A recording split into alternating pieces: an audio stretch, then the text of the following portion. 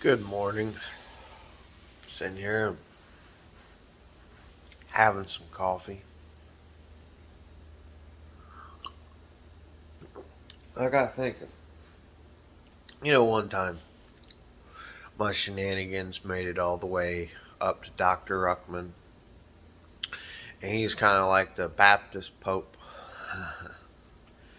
And especially to the converted Catholics, they he's just Catholics. They just got their own way of doing things, even if they do them Baptist.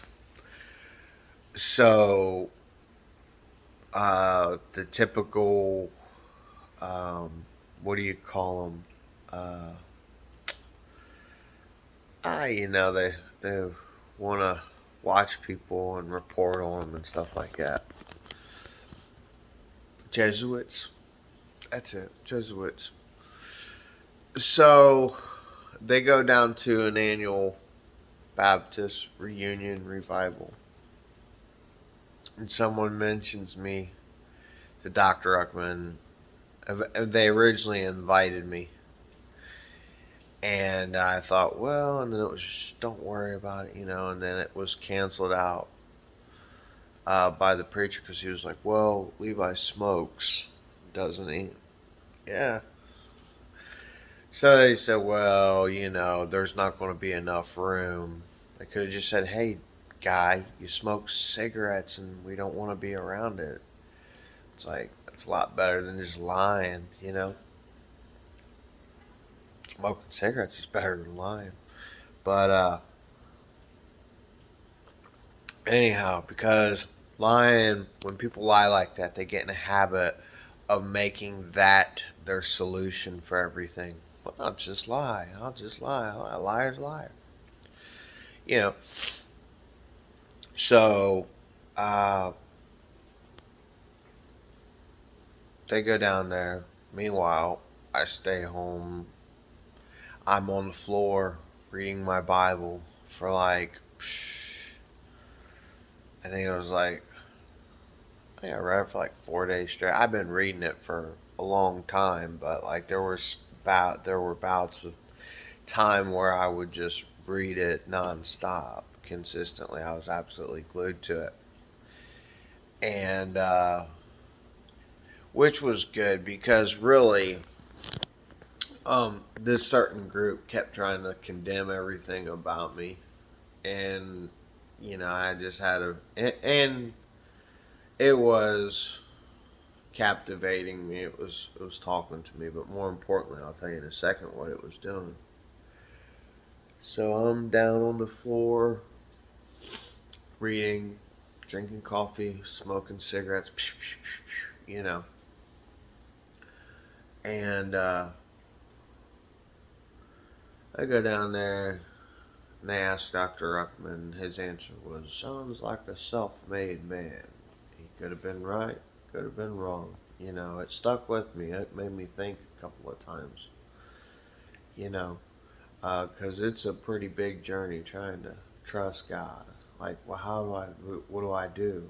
I just give this money to this guy crying for it, and God's supposed to just look onto that. Don't help the homeless, don't help a hungry person.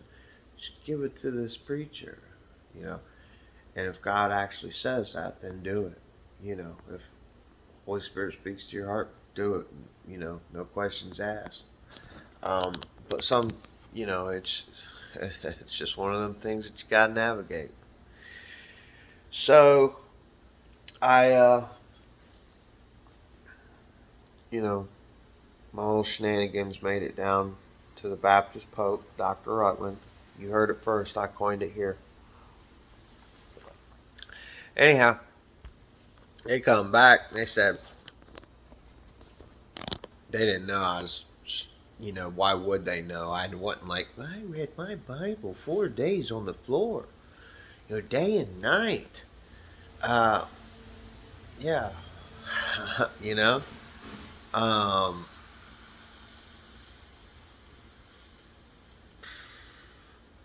so They get back and like we told Ruckman about you. We asked him about you. Yeah, what'd he say? He said, sounds like a self-made man. Okay. So what? More importantly, can you tell me what kind of picture he drew? What illustration? They said, oh well, I don't really remember. I think it was a little. I guess you. It's not. A lot of these people, they can't remember or recall what most of these preachers say. They just want to be there. You know, they show up and they go they get like mesmerized. They go,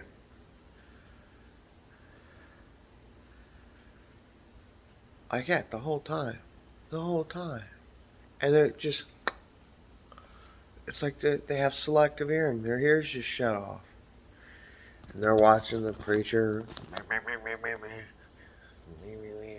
all that stuff, you know, and they're not actually listening. Whatever, to each his own. One guy though, I think he slipped up. Anyways, I'm not going to get into all that. So, what happened then was they told me a little bit about it. They didn't know nothing, and so they spent years with inner circles, social groups around town, trying to um, put me up on that cross. They try to pin me down, tie me up, and then nail me to a cross beyond their preaching in my life. I mean, they went very far into sabotaging my life. And the whole time, they'd be months at a time, they'd be preaching aspersions. And I thought, I'm a sport, you know. I'm toughening up the whole time, you know, and I'm changing my ways. Some of them kind of stung, but that's the thing is they get up there and they use me for target practice, while the others would just sit around and glad I'm not him, or boy, you know, we really got to get those devils out of him and all this. I'm like, oh yeah, you know. So what's funny is they kept trying to put more and more nails in me, you know, and sometimes they could tie me down, sometimes they could catch me, hog tie me, and then put me on the cross. But it seemed like every time they try to sink them nails in me, they couldn't find them. They just disappear. And see, they're trying to play God. They'd sneak and talk in certain circles. And then I told them I went prodigal for a while. I went with God. God led me somewhere in life, and I trusted that. I had to forfeit everything. You know, it wasn't prison, but I forfeited my freedom. It wasn't the military, but I was a soldier. So, anyways, uh,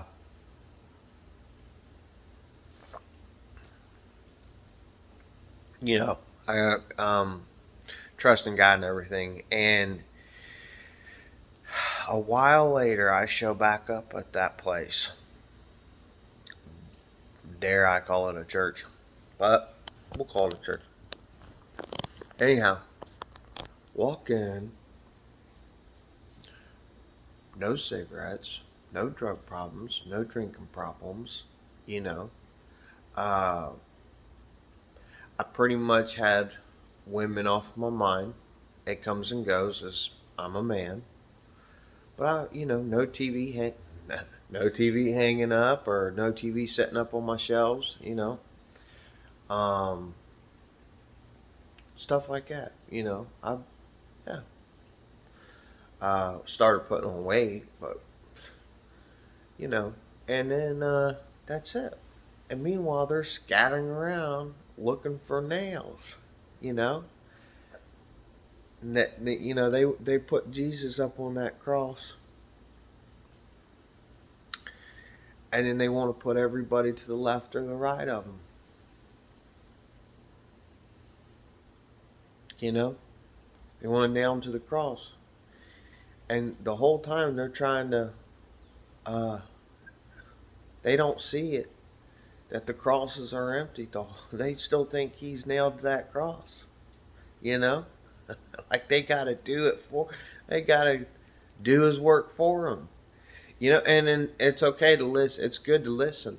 You know, but the whole time, and here they're looking for nails, and I'm like, okay, you know, and God's pulling them out of me one by one. One cup of coffee a day. Don't drink 3 pots. You don't want to be one of them stupid caffeine addicted Baptists that get wired for sound and think that they're channeling something. Folgers. They're going to be sitting there sipping out of their Starbucks cup, and they're going to be preaching and complaining about pagan stuff. You know, it just that's worship in its finest. Anyways, but yeah, the whole time, you know, it's like, and I didn't walk in through them doors and sit on them pews through my own strength. It was, you know, literally every trap that they put me in, God opened the doors. He pulled nails or the screws right out of the hinges. I mean, boom, knocked them right off. You know, there wasn't nothing that could contain me. Nothing. He he blinded people. Absolutely blinded them. I mean, they're just, or made me invisible. I don't know, but it's neat. It's a neat, and I don't have to tell anybody about it. You know, it's something that I got to experience. I'm selfish with that. That was all mine. I don't have to convince other people like, oh, like I don't have to hit the rock a third time like Moses and it's me. No, no, no, no. I just I just look. I'm like, yeah, watch this. Shenanigans. They're great. But the whole time that they was looking to nail me down, uh, God was pulling all the nails out of me. See, that's what they don't get. A lot of times when people show up, they're already nailed to that cross. They're already convicted by their sins and they don't even know it. Their misery is a nail. You know, their attitude is a nail. Their habits are nails. Behavioral, substance, sexual, mental, trains of thought, you know, everything, you know, and right down to neuroplasticity by the Bible, you know, cleansing and redirecting thought processes and everything. Um, you know, it's better than psychiatry or psychology. You know what I mean? You don't have to throw a drug at it. You know. Um, Now I don't get down on philosophy because philosophy is just a question to study. So, you know, the Bible's not a philosophy, but it's good to have a philosophy of the Bible and study it. There's the actual doctrine of the Bible, you know, and it's not supposed to be comparable to your own. It's the actual doctrine of the Bible, and you should have a philosophy of how you approach the correct doctrine. You know, find all that out for yourself, though. Um, but again, so to be open minded and stuff like that and let it, you know, rearrange the furniture and put in a skylight upstairs. So,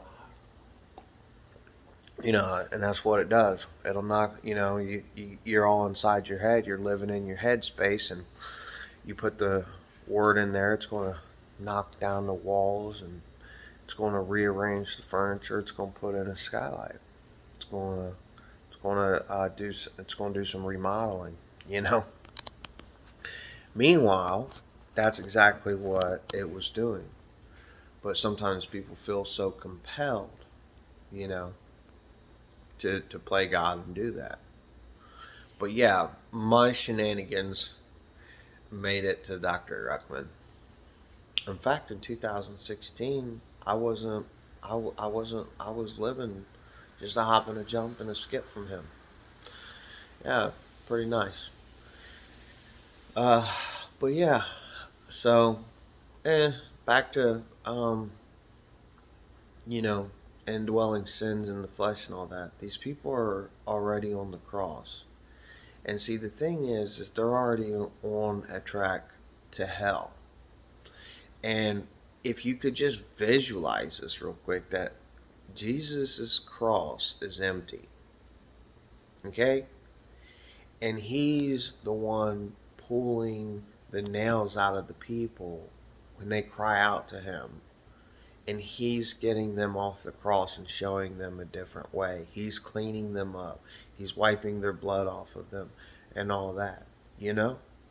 I mean, they're already nailed to the cross. The cross is actually just an illustration. The use of the cross in ancient times is an illustration, you know, so people can get it. Oh, you want to get that out of you. You don't want to trespass and you know, being nailed by your convictions and everything. You know, whether you're reprobate or not. It was an instrument of torture. You know, you're tortured by your vices if, you know, they get out of hand. Sometimes they don't even have to get out of hand, you know. Just like the man with the demons, the devils in his head, you know, all that, maniac, you know, and that's just it, you know. And what did Jesus do?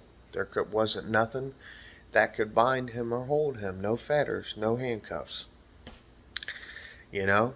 And Jesus wasn't trying to pin that man down and you know, entomb him or incarcerate him. Uh, he was trying to free him because the man was already pinned down by something. Couldn't get away from it. They was in his head, you know. It's that simple. So when you think about that, you should kind of see that these people are, you know, they're looking for help and to trust God and help them with that process. You know, you ain't helping by, you know, nailing them to the cross. Oh, you're a smoker? There's another nail. Bing, bing, bing, bing, bing, bing. That nail's already there. Why drive a second one behind it? Oh, you have premarital sex? Bing, bing, bing, bing, bing, bing. Oh, you say you're married, but you didn't get a marriage certificate or a license to pay the Queen of England in the year 2023 United States? Bing, bing, bing, bing, bing, bing. You know? Well, how do you get married? How do they get married in Genesis? Oh, they went and his mom. They borrowed a tent from his mom. And they went in the tent, and then boom, they were married. You know, it's just so much there. But let's not get into that. But it's just this bing, bing, bing, bing, bing, bing. You know, they want to put you up there, make Swiss cheese out of you. What do you do? What do you say? You know, and then you just come back every Sunday, just hoping, you know, and you're just dying, bleeding out spiritually, and rarely does someone come and say, hey, man, you know, and then they want to act like they pulled the nail out. They don't want to say, hey, let me show you and introduce you to someone that actually, let me tell you how he pulled my nails out. You know, this is what he did, because everybody's like, you want me to give this up? You want me to stop this? You want to take away a luxury and a freedom? It's like, no, it's actually a nail and it's tying you down. You know, if you overindulge in these things are your vices. They're there to hold you and clamp you. So you're actually gaining different types of freedoms: freedom of mind, freedom of heart, spiritual, everything. You just, boom, just dropping the chains and go, you know. But a lot of times they have a hard time grasping this, you know. So when you see that cross, or you hear about the cross, or they preach the cross. Just understand that it's not about, you're not the Roman centurions. They're not the Roman centurions. They're not, their job ain't to nail everybody to the cross. And they forget that's the role they think they gotta play. Like, well, you're lucky you're not nailed to the cross, but you should be. Yes, you should. But well, and so I'm thinking about, well, maybe you better pray to God because boom, they're already driving the nail in. They're already driving the nail in right there. Oh, you're a hyper gracer. You're a Joe Osteen. Nope, not at all. Not at all. Because I guarantee you this right now, it's just like a little razor blade, just like that. It's going all over them. They're just bleeding out right now because they know it's true. But it's okay if they just read the Bible and pray to God. He'll be right there with the little, little, little gall, little wrap, and he's gonna fix him up. You know, they'll be nice and purty for preaching again. You know, and that's it. It's as simple as that. I'm sure it hurts their feelings when you take their little hammer away and their stones they like to throw with their aspersions. But it's okay. And see, when you get these nails out and these chinks, you start to gain armor, you know, helmet, sword, shoes, all these different things. And it's just a neat experience. So keep that in mind. That's all I got. So, uh, you know, watch some Ruckman and have you some coffee and read your Bible. In the name of the Father, the Son, Jesus Christ, and the Holy Spirit. Amen.